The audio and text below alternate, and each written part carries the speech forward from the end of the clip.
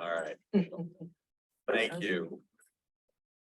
I certainly appreciate the invitation to come here and talk about this topic that I do think is very important. And my wife appreciates the opportunity to come and visit our granddaughter Samantha, who is actually at home just outside of town, working on potty training with my wife and my daughter. So that's the big news from the Rychlak family. Studying on campus is really a big deal. You think about what we deal with our students on campuses. We already know we've got nutrition issues. We know they drink too much. We're worried about cigarettes and drugs, unsafe sex, all that kind of stuff. Very few campuses talk about gambling, but gambling is a current issue. It's a rising issue, and it's been around a long time too. This is a quote I find fascinating from a book that was originally published in, I think, 1870. It said that the god of fortune, once sporting near the shady pool of Olympus, was met by the gay and captivating god of war, who soon allured her into his arms. They were united, but the matrimony was not holy, and the result of the union was a misfigured child named Gaming. From the moment of her birth, this wayward thing could only be pleased by cards, dice, or counters. She was not without her fascinations, and many were her admirers. As she grew up, she was courted by all the gay and extravagant of both sexes, for she was of neither sex and yet combining the attractions of each. At length, however, being mostly beset by men of the sword, she formed an unnatural union with one of them and gave birth to twins, one called Dueling, the other a grim and hideous monster called Suicide. These became their mother's darlings, nursed by her with constant care and tenderness, and her perpetual companions. So it's a dangerous thing, and we know it, and we play. It's fun too. I'm not a prohibitionist, frankly, when it comes to gambling, but I'm worried about what's happening. It's already said we have an epidemic on college campuses already, and sports betting is just coming to the center. Problem gambling on campus is at about twice the average of the overall population, roughly 6% as opposed to 3%. Because, and we're looking at some stuff, we're going to see statistics. Men at college age are kind of the prime risk situation. Despite this, you'll see in the bottom half here, only about 22% of college campuses have any kind of policies on gambling. And this is something that as faculty senates, you can take back to your campuses, try to develop something, create something happens. Why? Well, boom, right here, problem suicide, problem gambler commits suicide almost every day, much higher risk for depression, suicide attempts approaching 20%. These are serious things because it involves so many things. There's the psychology of losing. There's financial issues. You don't have that much money in college probably anyway. Why did I get here? How did I get here? Why is a law professor doing this? Just a bit of background about me. Back in the 1980s, I worked for a law firm in Chicago, Jenner and Block, one of the big firms. We represented Bally's, the pinball people. Bally's got a contract to make the thing on top there, a lottery machine that they'd put in bars and restaurants and stuff like that. They realized that their competition would be from things on the bottom there, which are officially for amusement only, but in fact, people from behind the bar would pay off. These are called gray area gambling devices. And they actually used to be run by organized crime. Now I think some businesses may run them, but frankly, they're designed for gambling, but they don't automatically jump out as gambling. You got to understand that it's a gambling device. So Bally's wanted some legislation that would make those things on the bottom illegal, but would not touch Pac-Man, right? Because that's the bread and butter. There are games that are just for fun, for amusement. They're games for gambling. They want to get rid of the gambling ones because there's going to be competition for lottery machine, but not touch Pac-Man. That was my job in Chicago at the law firm. I spent a long time researching, understanding, doing this stuff, writing some legislation that died in committee.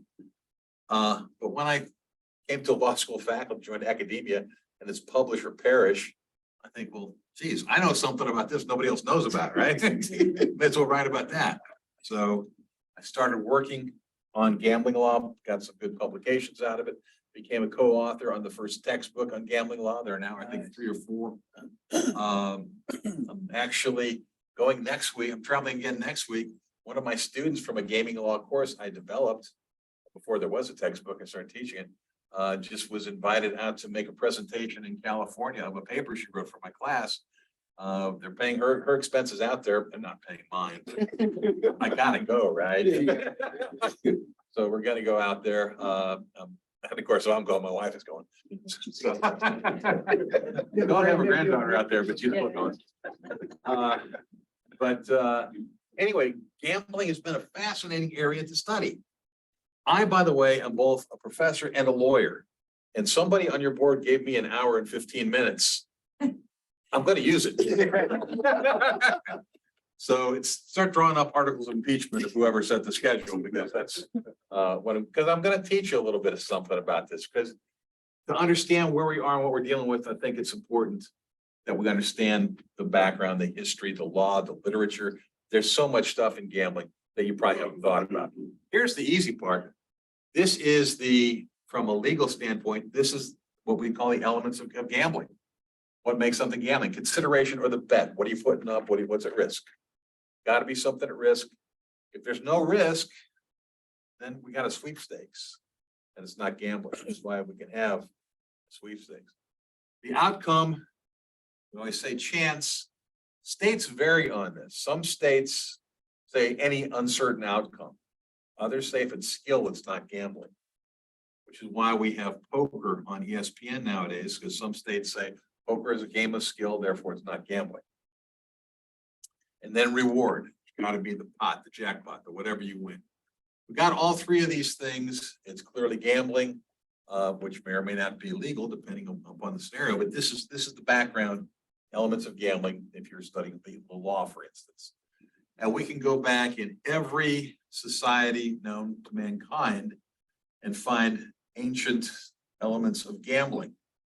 The Mahabharata thing there on the right-hand side is an ancient poem from India from 300 BC that talks about these 2 warring families. And in essence, there's one who the prince is so consumed by gambling, he bets away first his fortune, then his kingdom, then his brothers into slavery, then himself, then his wife.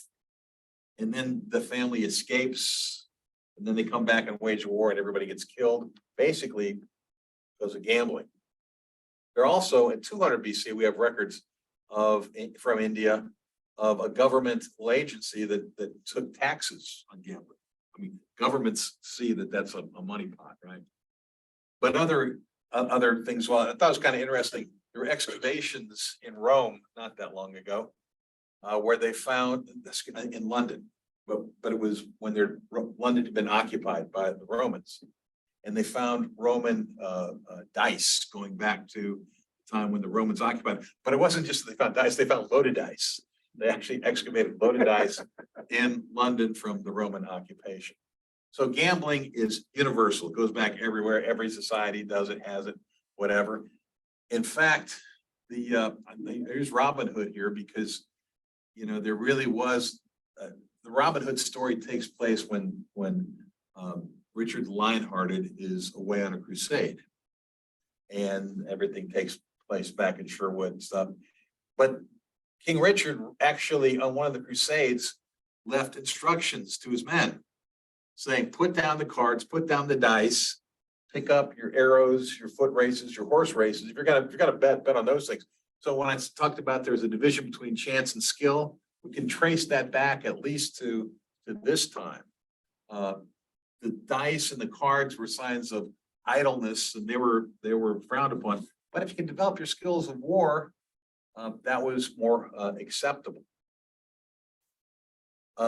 When the United States early days were founded, we were actually supported very much by lotteries. Originally, the Virginia Company of London conducted lotteries in England, proceeds of which went to support the folks over here in Virginia. And there were other ones like that. At some point along the way, the people in England got tired of sending the proceeds over here. And then we went to domestic lotteries. But before we had an opportunity to have taxes, lotteries was a way that you could make money because you needed to build roads and fortifications. And you can see by the mid 1700s, everybody except North Carolina and Maryland regulated lotteries. It's a way. I gave a talk recently in Florida, and I did some research and found even Florida had some lotteries back at that time. The federal lotteries, there's actually a letter from George Washington telling his men to quit playing cards and go sell your lottery tickets because they were making, raising money to support the Revolutionary War. Lottery tickets became a form of currency. And you can see from the thing there, a couple things happened. They were counterfeited. And some states you get the death penalty for counterfeiting them. And different colonies had exchanges. So you had a Maryland lottery ticket, because these lotteries, by the way, weren't the way we know them today. These lotteries, that you buy the ticket and it may remain in play for a year or two. It would be more like a drawdown, we might think about it. Tickets might get eliminated, but the ticket would, so it had value until it's completely eliminated. So we didn't have really national money, but the lottery tickets had value. We'd get ticket brokers. So you got a Maryland lottery ticket, but you're coming to Virginia, you could exchange your tickets for currency. And some of those ticket brokers have developed into financial institutions, big banks that we still know today. And I used to have some on the top of my head, but some like Chase Manhattan, some of the big banks actually trace their roots back to being ticket brokers back in the time. If you read Ben Franklin's, when I left the practice of law and became an academic, I decided I was going to read books I'd always wanted to read. One of them I wanted to read was Ben Franklin's autobiography. And in his autobiography, he talks about a lottery they had in Pennsylvania. And he said they were worried about Quaker opposition, not to the lottery itself, but they were buying a tank to fortify Philadelphia.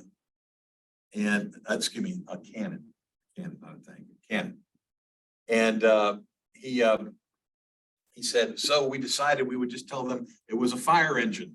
And when we got it, indeed, it was a fire engine. So it was sort of a play on words he did, but he deceived the Quakers of having all these institutions, all these universities were founded and established, and at least in their early years, supported, at least in part, by lotteries. I mean, this was the way governments raised money, the way schools got built. This lottery system existed until about 1820. In 1820, two important things happened. Number one, there was a major expose, a newspaper expose of a lottery that had been established like 10 years earlier to build this bridge that had brought in hundreds of thousands of dollars, and almost nothing had been spent or accomplished towards the bridge. It was a scam, so it got exposed. Then there was this booklet that was written, The Wonderful Advantages of Adventuring in the Lottery, which was a morality play about, a father, a husband, a guy who'd never done anything wrong. He started playing the lottery, he gets sucked in, he becomes a degenerate gambler, he loses everything. And it's the collapse of his life. It sold for a penny. It was very, very popular. And the attitude of America changed against lotteries. So by 1830, it was interesting and I'm going to my law a little bit, because if you think about it, if we're not going to have lotteries, there's sort of a few different levels you can do. First of all, you can say we're just not going to authorize any lotteries, most basically. Second thing, you say, well, we'll make it against the law to have a lottery. That would seem a logical thing. But in fact, we went to where virtually every state put in their constitution, we'll never have a lottery. The last 40 years, as states have gone more and more to lotteries, virtually every state, I think all but 4 today, have a lottery. They had to go back and amend constitutions. But the people back then were so upset about lotteries that they actually put it into constitutions. The one slight revival after the 1830s was after the Civil War in the South. After the Civil War, most of the South was economically devastated. Many states, including Mississippi, briefly had a lottery. Mississippi's lottery got overturned with a new constitution they drafted, and that was litigated up to the Supreme Court, and the courts of the new constitution trumped the grant of the lottery charter. But Louisiana had a notorious lottery where tickets were sold around America. There was a time when more than half of the mail in and out of New Orleans was lottery related. And everybody in America is playing the Louisiana lottery. The money's coming into Louisiana. The people running it are building parks that are doing stuff to keep everybody in New Orleans and Louisiana happy, so they keep authorizing it. The people everywhere else in America who are opposed to gambling feel we're getting the bad consequences of gambling, but not the benefits. So eventually there was federal legislation to stop lottery related materials in the US mail. And that made a dent, but only a dent because they went to the 1901 version of FedEx and had private carriers. And then Congress acted further and banned lottery materials from interstate commerce. And when that stopped, that effectively shut down the Louisiana lottery. Once they were not selling outside of the state, it was no longer profitable in the state. But there are books written about it. It's a pretty fascinating little chapter in American history.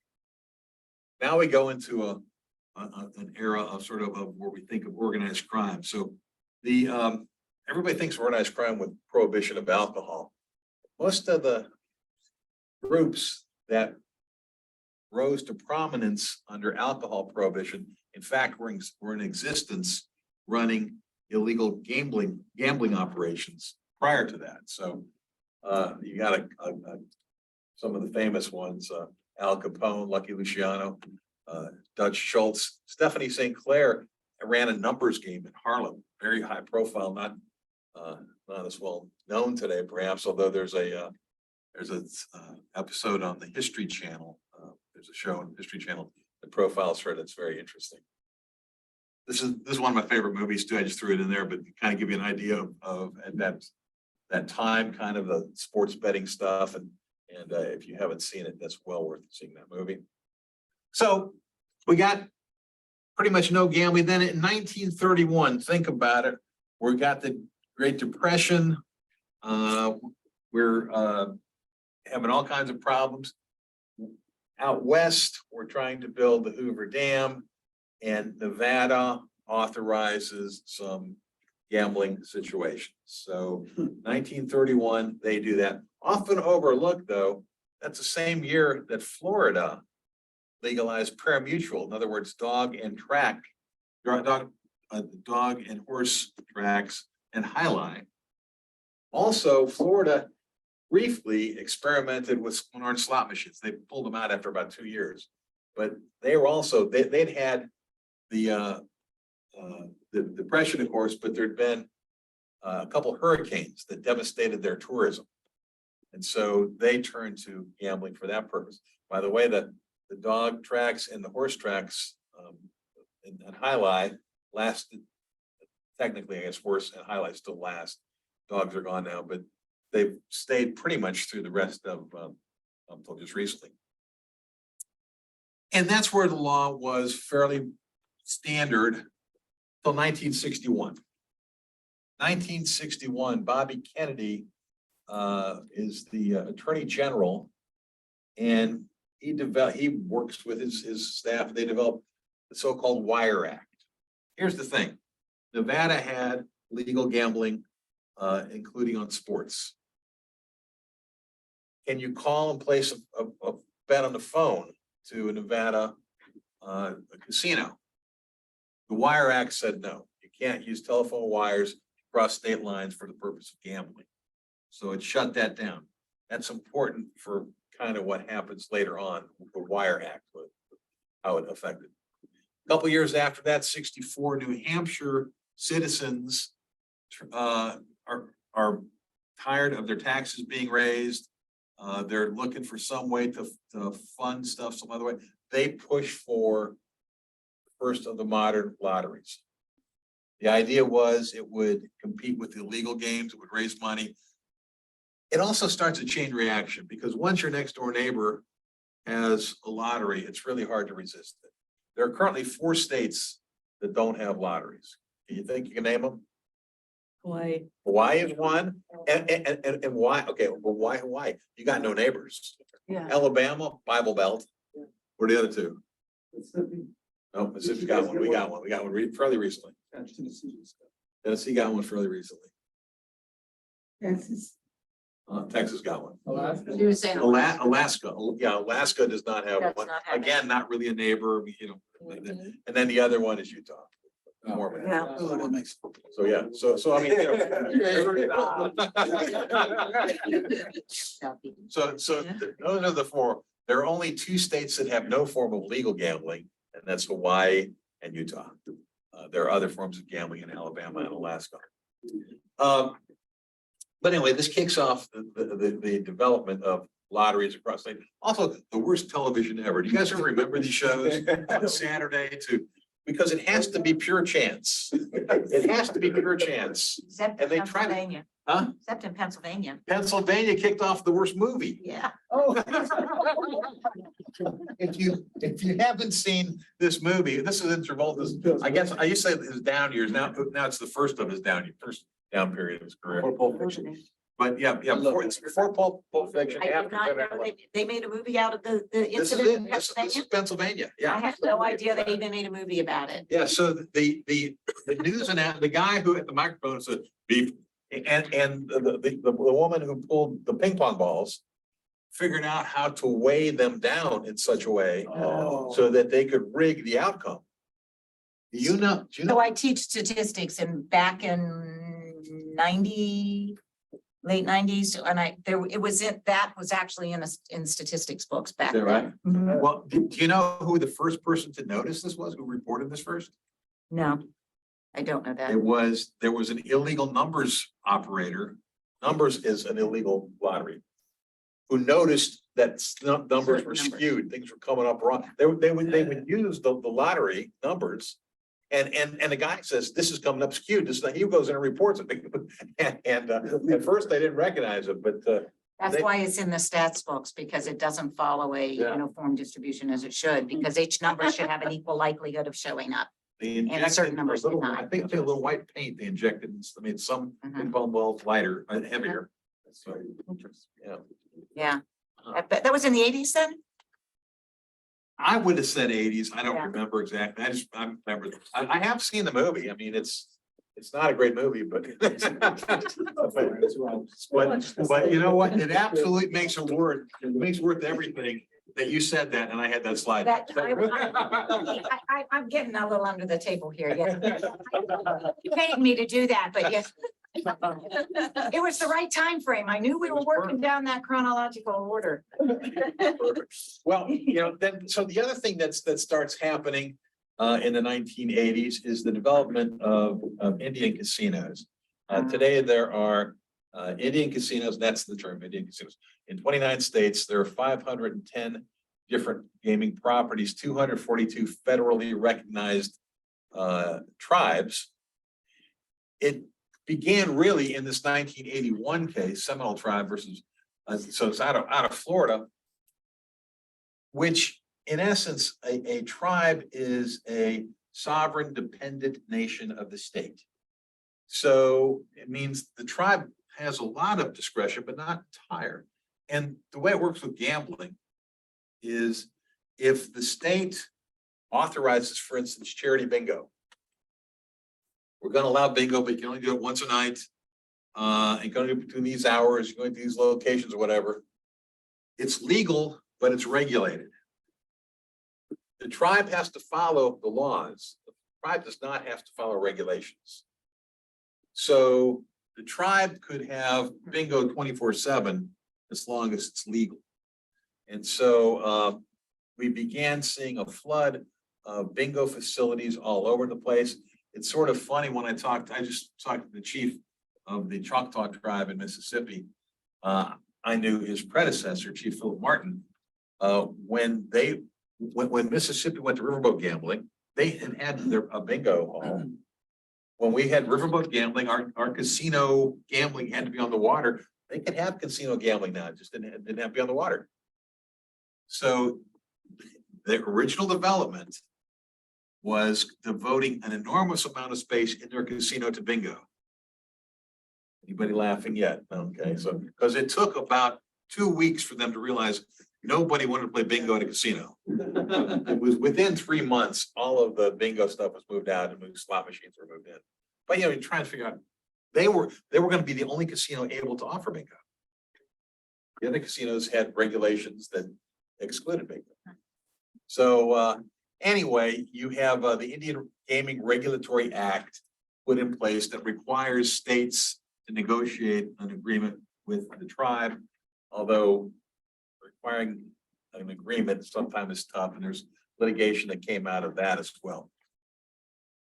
1980s also, we see the rise in riverboat gambling. This is what I think a lot of people certainly in Mississippi and stuff pictured, sort of the old riverboat kind of look thing up and down the Mississippi. You figure that that's what it's, you know, that's historic stuff like that. The one on top there is a Mississippi riverboat. It's somebody described it once as, you know, you put the Sears Tower on barges. Actually, see, hotels and theaters do not have to be over the water. Only the gambling floor has to be over the water. And so you probably, that problem is probably actually on ground. Right there. Yeah. Biloxi. Yeah. This is the Beau Rivage. Was our biggest, nicest one. Really one that survived Katrina. Most of them got wiped out by Katrina, but it was big enough it survives. Pari-mutuel betting, which I talked about being available in Florida. Pari-mutuel betting is interesting because it's if you don't know much about sports, so most of us wouldn't know about what greyhound to bet on, right? It's a pool kind of thing, so the odds of payoff are dependent upon how much money goes in on a dog or a horse or a highlight player, and so it spreads back out. But the thing is, if you go to a dog track right across from Memphis, right across the river in Arkansas, there used to be Southland Greyhound Park. Remember one day my daughter Lindsay, who lives here, has got the baby, sitting in the back seat, and she sees Southland Greyhound Park. She said, "Daddy, what's that?" And I said, "Well, honey, that's where people race doggies." And she said, "I bet the doggies win."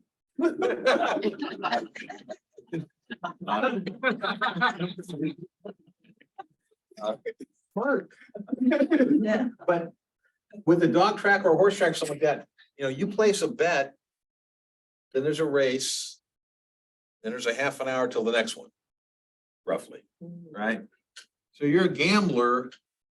That was there across from Memphis the entire time we developed. Tunica went from the poorest county in America in 1990, well, prior to 1990, to by 1995 being high real estate because the casinos developed there. Because people from Memphis drove down to the casinos in Tunica rather than going right across the river to the Greyhound track. Well, so Greyhound track, dog tracks, which and horse track, Greyhound and horse tracks, start losing money because people would rather gamble regularly, keep the money coming. So we developed racinos or racinos, where essentially you got a horse track or a dog track, and especially the dog tracks, you let people bet there. They basically put slot machines so that they can bet in between the races. One of the first things they actually did was they had remote, you could bet on remote races at other places, they'd be streamed together, so you could kind of keep betting and feed that gambling feeling. So the racinos came along, and that still really wasn't very competitive. So we had this, you hear about bootleggers and Baptists coalition. Literally in Florida, greyhound racing is gone now, and it's the animal rights people and the racino people. Racino people, if long as we can keep our casino part, we're losing money on the racetrack. The dogs are expensive. There's a lot of real estate. So the operators of the dog tracks joined with the animal rights people to stop the dog racing. And so, you know, it's really leaving essentially horse racing as the only pari-mutuel type betting that's widely done in the United States today. There's still some places you can see highlight, I guess, but literally down to half a dozen in America. Yeah, and although esports may say that esports, if it develops as a gambling thing, which it is throughout Asia, it's a pari-mutuel form of betting. I think this is sports betting, which is really what we're here to talk about today. And sports betting, from this cartoon, you can see sports betting is old, been with us a very long time. And the traditional approach, Tom Landry, when I was growing up, maybe the most respected man in America, coach of the Dallas Cowboys, or you see Commissioner Goodell from the NFL. I mean, the leagues were 100% against it, against sports betting. It's going to corrupt everything. However, if we look back at history, in the 1800s, baseball, which was sort of the sport at the time, had a lot of corruption. There are a lot of stories of games being thrown and such. The American League, founded in 1910, was founded really to try to clean stuff up. It was originally going to have no alcohol, no games on Sunday, no gambling on that kind of stuff. That the National League had all those things. They immediately. Sorry, I was looking up highlights. Highlight's pretty interesting. It's a weird game. Like basketball is wrong.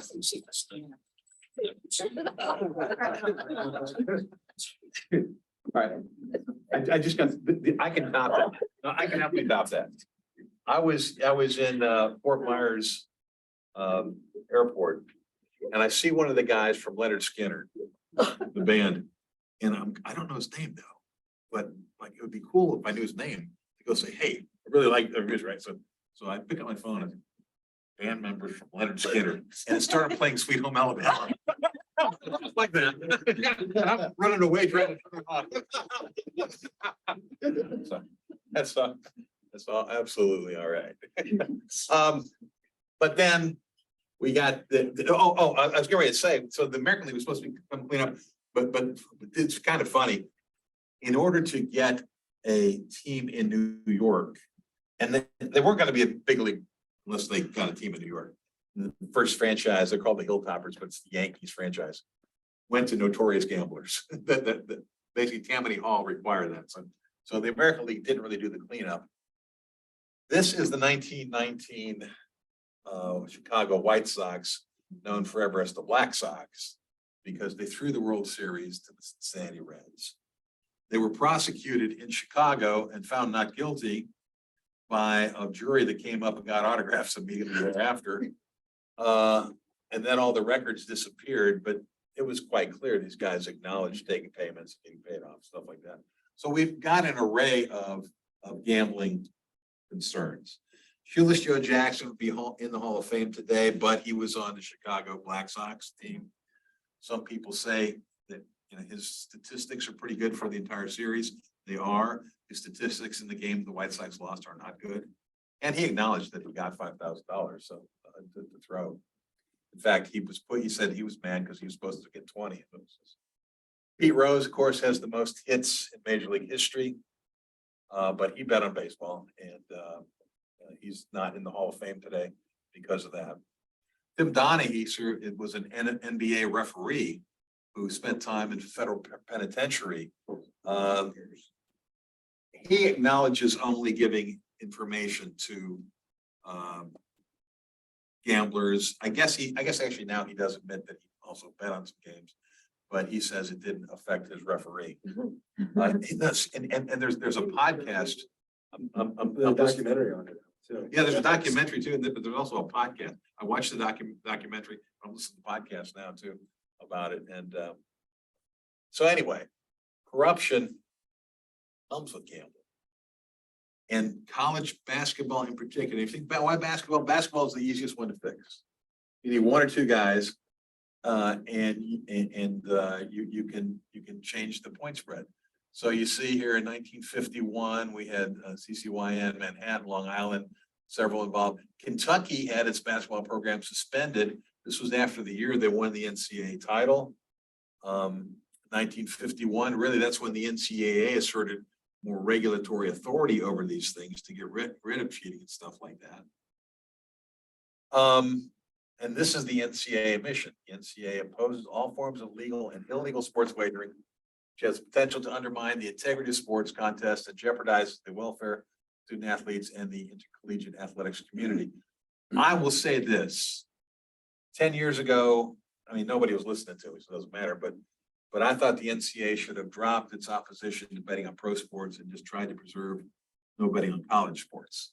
And I think had they done that, they might have been able to forge a compromise that would have stopped betting on college sports, which is the thing that concerns me the most today. But they didn't. They fought both. They still fight both up and down the line.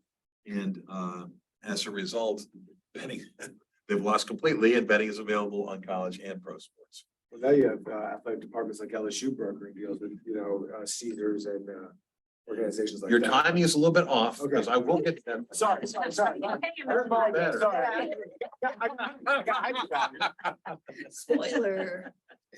This, so if you've seen Goodfellas, Yes. the Ray Liotta character, Henry Hill, authored this article in Sports Illustrated talking about how he paid off basketball players to shave points. And it's an amazing story. He says, look, you sit down with a college player, you put $10,000 in front of him, you say, I don't want you to lose. I just want you to win by less than 10 points, whatever the spread is. Just shave a few points off. Then, once they've taken that $10,000, you own them. That's right. Yeah, So so 30 for 30 on this too. there is a 30 for 30 on this too. So I don't have a slot next. Thank you. All right. But this is the risk, right? This is the risk. Tulane, the NCAA, by the way, hasn't helped everything. I mean, Tulane ended its program in '85. It resumed it later, but a point shaving scandal. 1992, you have Bill Bradley, the senator from New Jersey, who had played in the NBA and in college, promoted PAPSA, the Professional Amateur Sports Protection Act, that basically stopped any state from adding sports betting if you didn't have it already. Those forced, Nevada had a full-on sports book. The other 3 states listed up there had some form tied to the lottery with a little bit of sports betting in it, but they didn't have full sports book. They could not expand beyond what they had, but they could keep their little game tied to the lottery. You're allowed to opt into this. New Jersey tried to get in within a year. You had a year to get sportsbook going, and New Jersey really tried to get in. They didn't get it done in time, and so they were barred from offering sportsbook by this law. Problems kept coming. 96, you see Boston College football players suspended for betting. It's 97. Arizona State players charged with conspiracy, sports bribery. These are criminal sanctions there. Northwestern in 98, football player pled guilty. More recently, 2011, Toledo men's basketball player, also 2011, 2 former University of San Diego basketball athletes indicted for conspiring to fix games. So it's gone on for a long time. And then we have this rise of FanDuel and DraftKings. And you can't really overestimate the importance of what happened with these companies. So going back to the Wire Act, Bobby Kennedy's Wire Act, we get into the 2010s, 2011, 12, 13, and we now have Powerball and lotteries that go across state lines, but they're not really using phone lines. So the issue becomes, does the Wire Act apply only to sports betting or any kind of gambling? And does it apply to things other than telephone numbers? Does it apply to communications by computer? And we get a regulatory interpretation that says, yes, it applies to all those things, but we're not going to apply it to fantasy sports. There was no such thing as daily fantasy sports at this time. There were only the thing, back in the 1980s, I was in a rotisserie league. They called it. It was 30 for 30 on that. And it was a baseball thing, but there was no daily sports fantasy, right? So it was a season-long thing, and basically the federal government's not going to get involved in trying to crack down on some neighborhood guys playing a baseball or football game. That's in essence what the regulation said.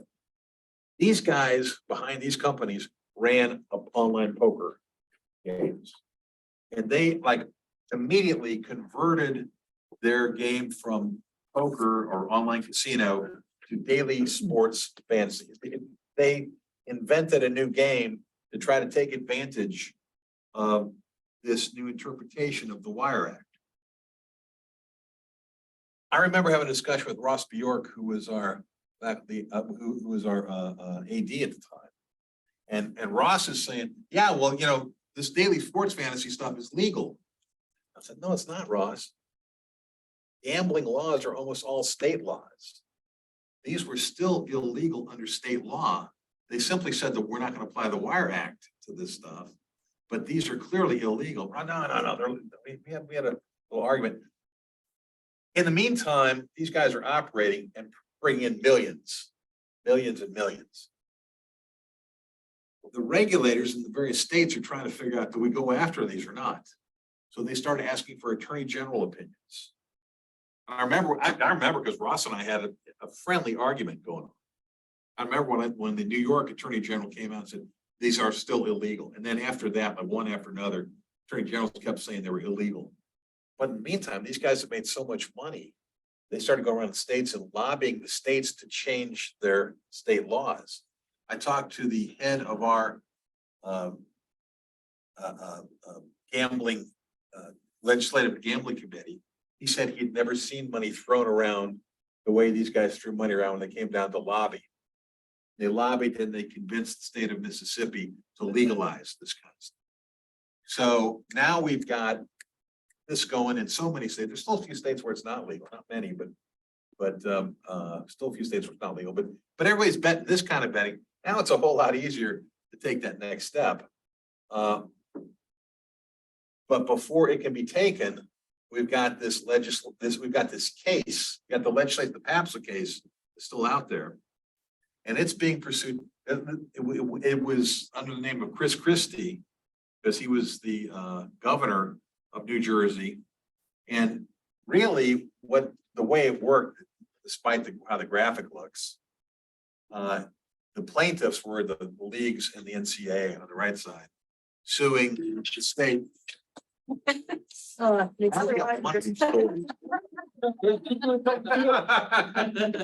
Home Alabama, I can forgive you. Just Google it.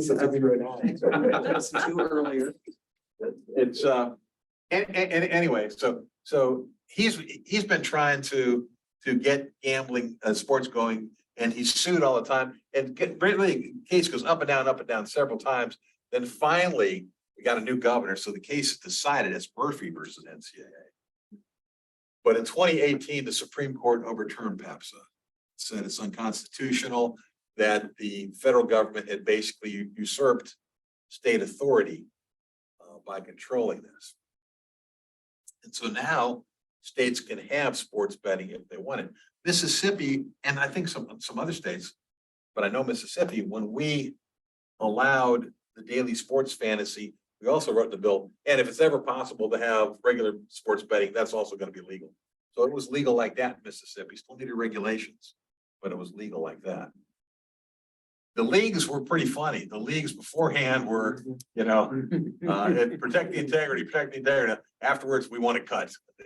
They all asked for integrity fees, so it's called, including Ross Bjork. We got together and went down to the Gaming Commission of Mississippi. They got the athletic directors from Ole Miss, Mississippi State, Southern Mississippi, and Jackson State, the compliance officers from those 4 schools, and they invited me because I do gambling.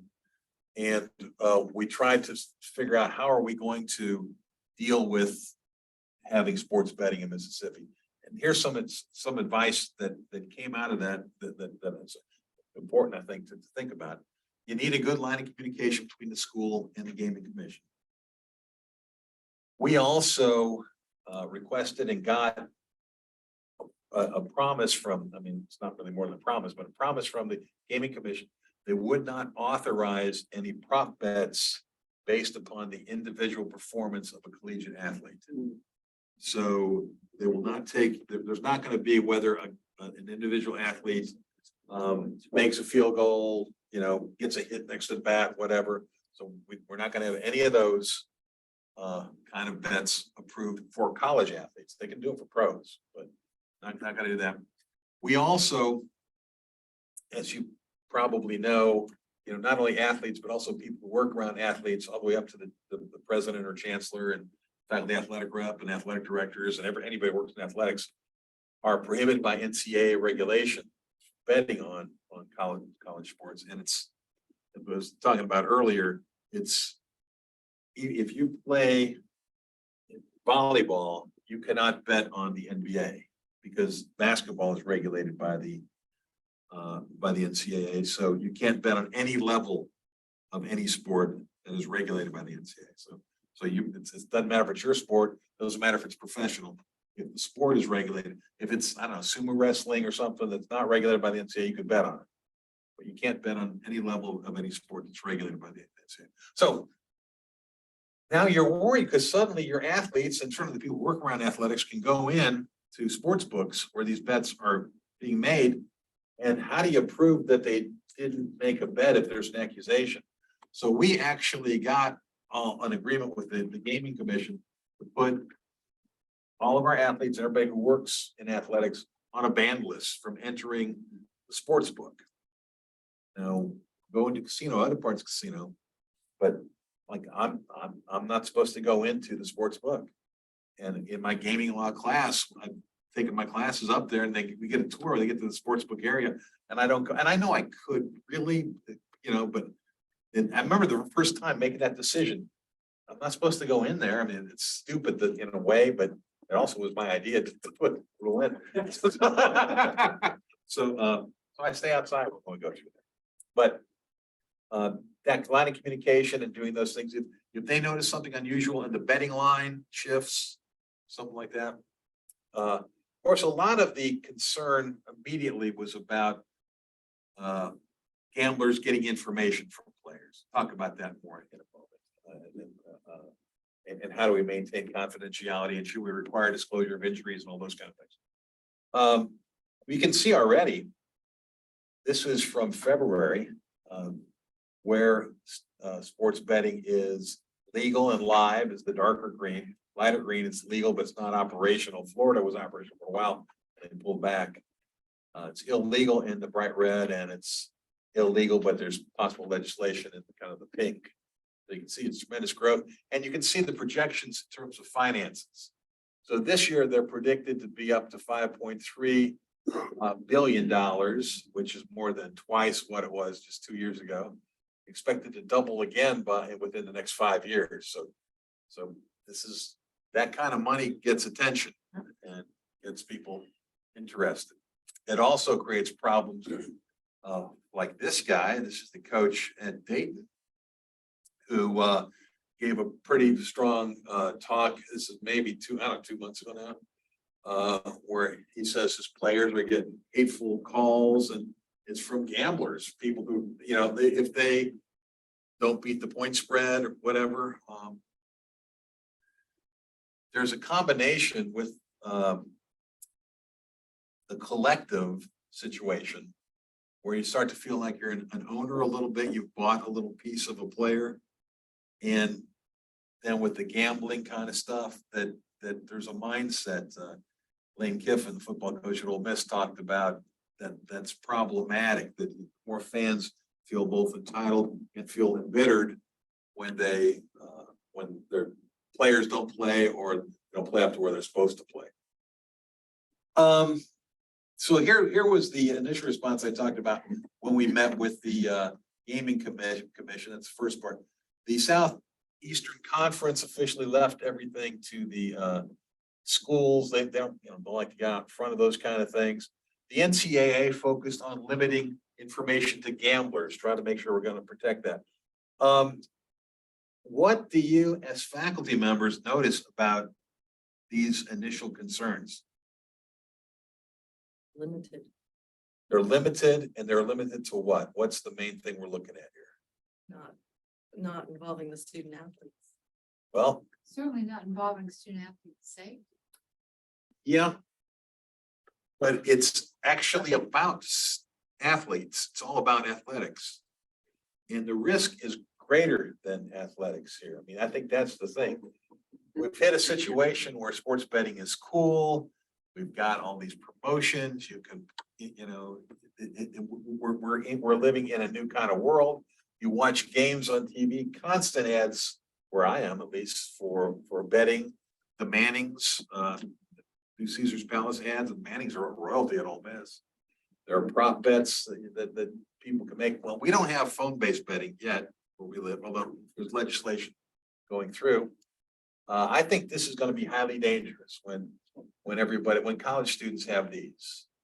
And you've got the operator on the other side. I tend to say casino, and last night my son-in-law corrected me. Well, it's not really a casino, but whoever the operator is on the other side, they're going to know what teams you like, what kind of bets you like, how you're doing that weekend. Hey, you're really on a roll. You want to try and parlay tonight? Hey, we see you're down. Here's a chance. We'll give you a nod. Tell you what, we'll cut you a deal on this next bet if you want to go double or nothing. Those kind of things are all available and right there. And you picture some of our college students on a Saturday afternoon sitting around drinking beers, doing that. I mean, it's really playing with fire. Art Schleister, you may remember him from Ohio State. This is a guy who became an absolute degenerate gambler. He was a potentially, great pro. He lost everything over it. But it's not just the athletes. It's every student. And more so than men and women. But, the DSM-5 recognizes gambling disorder as an addiction. A lot of people demonstrate problems with it. We don't have to go back that far, though. Dostoevsky, the gambler, wrote, even as I approach the gaming hall, as soon as I hear 2 rooms away, the jingle of money poured out on the table, I almost go into convulsions. People who are really gamblers say, and Nick the Greek said, the best thing in the world is to gamble and win. Second best thing is to gamble and lose. It's the thrill that they get from it. Who's betting? Well, men are twice likely as women too. We're the high risk people, adolescents, emerging adults, young people, our students, men, disadvantaged racial groups, lower income levels, single people. See by the age there, the highest concentration is 18 to 24. Of course, when it's legal, presumably we're going to be talking about 21 to 24. But if your buddy is there who's 21, your fraternity brother is 21, and you're 18, and he can place a bet for you, I'm thinking that's going to be done quite a bit. A lot of people have other problems, alcohol, drug addiction, which often masks the problem. Gambling may be at the root of it, but you're taking drugs, you're drinking, you're doing other stuff, and that's what the counselors may notice first. And it may be tough to push through that.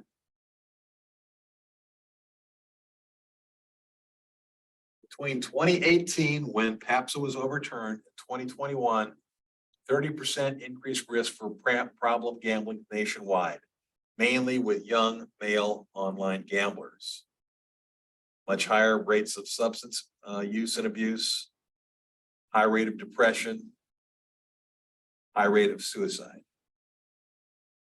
From the Executive Director, National Council on Problem Gambling. We already know that folks born after 1995 have high rates of anxiety, suicide, such. Never been a generation that's more depression, anxiety, fragility. This national study showed sports bettors have far more problematic indication than non-sports bettors. In other words, you played poker, you played blackjack, you play something else. It's more problematic if you're a sports bettor. Younger players are at higher risk. And a lot of folks who don't gamble don't understand that. So a lot of our counselors on campus may not understand some of the stuff they need to understand. And financial stuff is huge for everybody who gambles, but I think ought to be particularly problematic for students. This is from a helpline worker.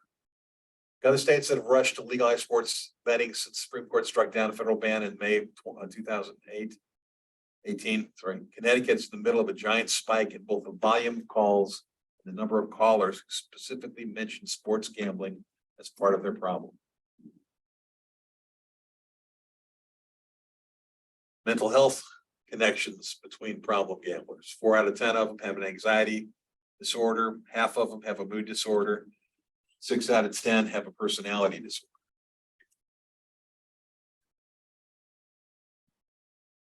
Half of them commit violent crimes. 80% of them are at risk for drug or alcohol abuse. And most of them don't seek assistance. Even those who want assistance are reluctant to do so. We know that's true about mental issues and problem in general. We know that's true about drug and sex and alcohol and everything else. It's absolutely true of gambling. This is from Sweden. 53% of divorce statistics cite gambling addiction as a problem. I'm sorry, that's actually a little confusing. I think that's citing financial problems. So as compared to 18% for non-gamblers. But the bottom line there, a quarter to a half of spouses of compulsive gamblers end up getting abused. People get violent, people get angry. Many have different problems. We kind of talked about that already, I guess. And again, up to half consider suicide, and 1 in 5 try suicide, attempt it. Not always successfully, but sometimes successfully. Well, miss, we had a student shoot himself just this past week. I had no idea, probably was not gambling, but you know, you don't want to encounter that for any reason. But what are college campuses doing? And this is where it really gets to us. New York Times, fairly recent study talked about Michigan State cutting a deal with Caesar Sportsbook. 7 other universities, including LSU, University of Colorado at Boulder, signed sports betting contracts. At least a dozen sports athletic departments and booster clubs have deals with casinos. This is the one from LSU. This was sent out, including to kids under 21, encouraging them to bet. There also are a deal so that when the athletic department emails their sponsors, their supporters, their ticket owners, it's going to encourage betting with Caesars. They also advertise at the games. Advertise at the games. I like the little, go back, gambling problems, call this number. Right, The ads have that. Yeah. right. Everywhere. And here's Michigan State. Here is Colorado Boulder. There's a little good news about this. Talk about it. Up until all this happened in 2018, the NCAA prohibited any place that allowed betting on college sports, which basically meant Nevada, from hosting a Final Four or some kind of thing like that. Once everybody's allowing this, the NCAA dropped that ban, so we're now going to have Final Fours and similar things hosted in Las Vegas. Is that the good news? No, that's not. The Sweet 16 and the Elite 8 this year. Yeah, that's right. This year, they couldn't do it until they changed the rule. Although I did read, by the way, that the Athletics, the Oakland Athletics apparently have bought some property in Las Vegas, so they may be moving too. So that's not me at the model of the shadow on the right, but smoking, and you know, we're not going to embrace smoking. We're not going to embrace drinking. We're not going to embrace drugs, but we're embracing gambling. You know, I mean, it seems just silly. The good news is this. The faculty senate and the athletics committee at Colorado Boulder came out against that deal that they had cut with PointsBet, it's a gambling space, and Boulder is backed out of it. So they canceled that deal, led in part by the faculty senates. So that's who you guys represent. Be aware that that voice had some sway on that campus.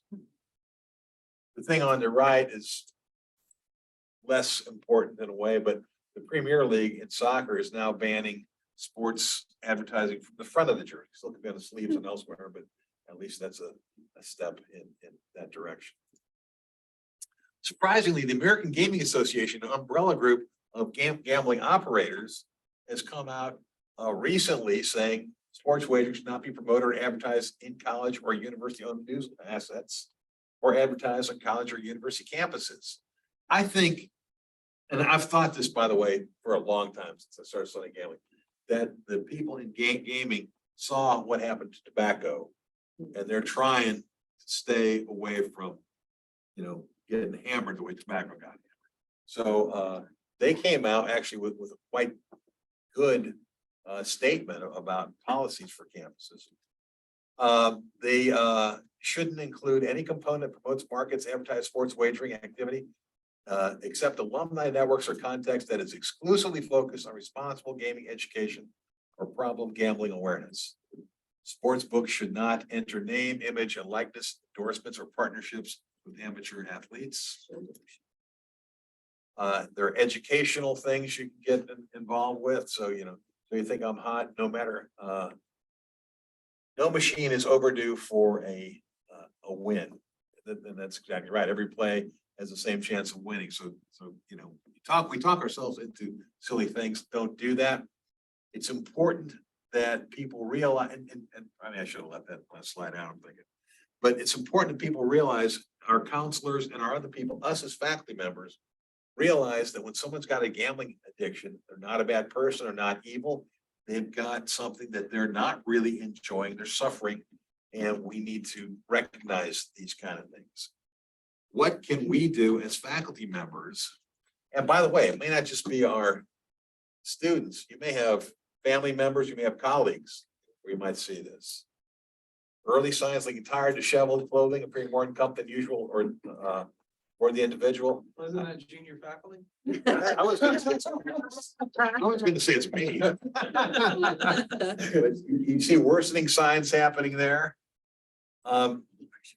Be aware. So if you're going to talk to somebody, now, obviously we can't talk to everybody.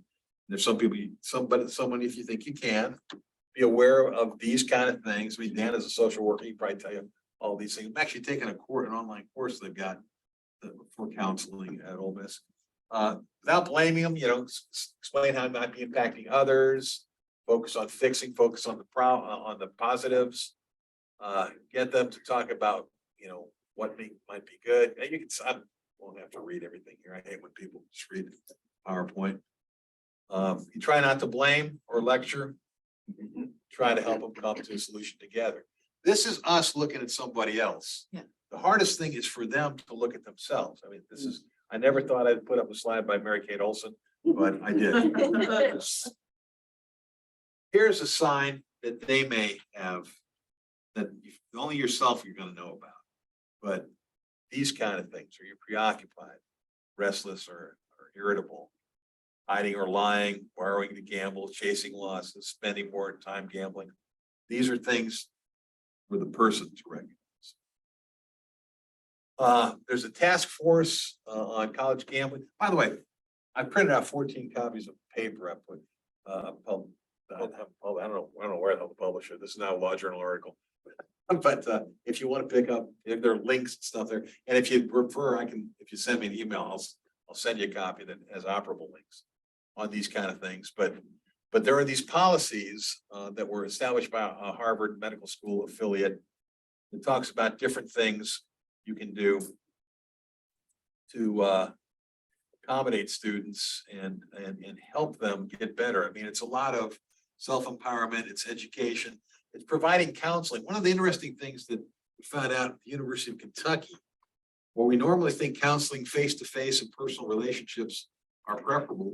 There's a recent survey, at the University of Kentucky, that shows an awful lot of their athletes are enjoying liking Zoom or even anonymous phone call counseling sessions. So I'm thinking that there's really room for gambling sessions like this. There's a certain amount of anonymity to it, remoteness that may help people talk, and it's much less expensive probably than hiring somebody in. So I mean, I'm thinking that there's room there for some sort of expansion along those lines. So if there's more information, there are pretty much, you go online and you can find a lot of places that have stuff. The National Council on Problem Gambling has a lot of links within that link.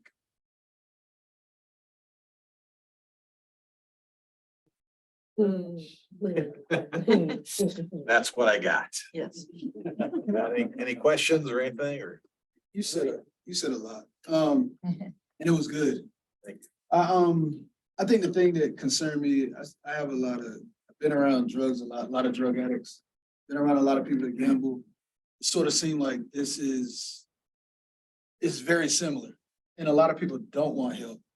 My big concern is that we know that the adult brain for males don't fully develop until 25, 28, right? So, and then when I'm looking at, you had a slide that 73% have alcohol disorders. I think people pick up alcohol habits when they're in college. It's the one drug that I tell people that is socially acceptable.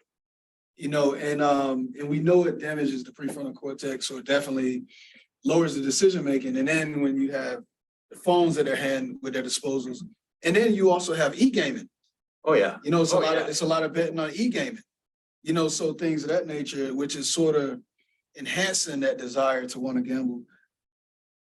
It's scary because I know we should do something, but I don't really know if having, all of these measures in place will really help. And I feel like what we're doing in college, just the environment, a lot of times is sort of creating a lot of these behaviors that when they become adults, they sort of develop this, and that's kind of my concern. Well, yeah, I think you're right. I think those good points. I'm focused on point number one up there here. Establish a campus-wide committee to develop and monitor comprehensive comprehensive policy on gambling. I mean, get people together and talk about that and figure out, and it may be, it may be different one campus to another too. Yeah. But when I started at the beginning, as I understand, I've read the statistic all over, and I haven't seen it change. You would think that it would be creeping up, but everywhere, let's see, 22% of campuses is all that have anything on gambling. You can fold a lot of that into training we already do. But I don't think that they have, and I'm sure we don't have a comprehensive thing like this.